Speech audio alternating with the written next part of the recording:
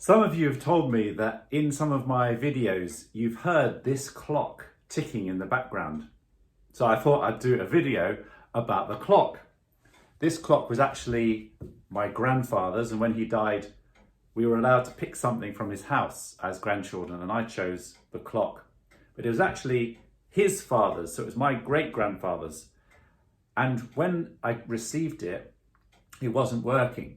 So I took it to a specialist clock restorer. I had to save up for a long time because it's a specialist skill.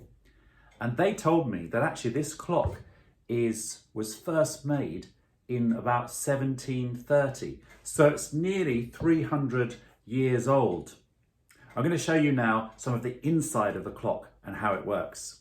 If you look at the front of the clock here, you can see there's a little mechanism which has two little people on a seesaw, like a man and woman waving at each other. And you can see from their costumes how old it is.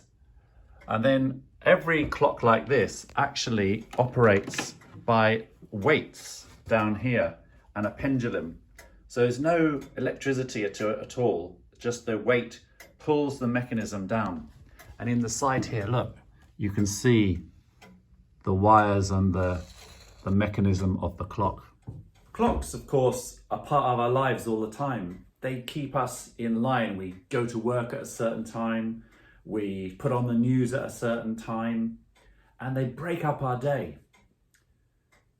Of course, in Jesus' day and in the Old Testament, they didn't have clocks, but they had the sun which guided them through the day, and they ordered their day according to the sun. And of course, the sunlight varies according to the time of year, doesn't it? There are seasons.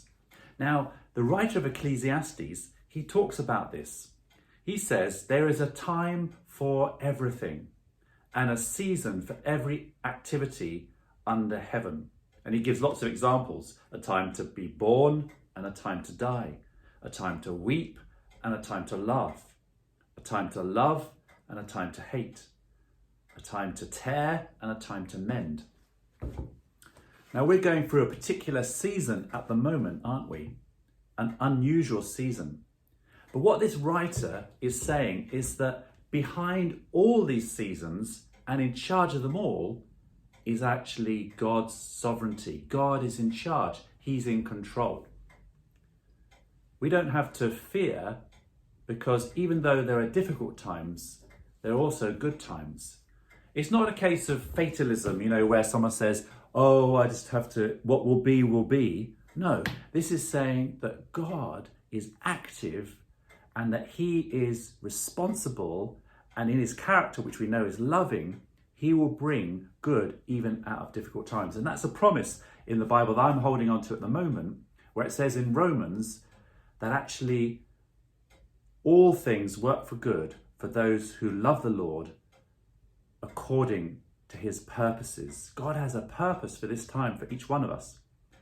So as we hear the clock, or as you look at your watch, just pause for a moment today and think, what is God teaching me in this time for my good?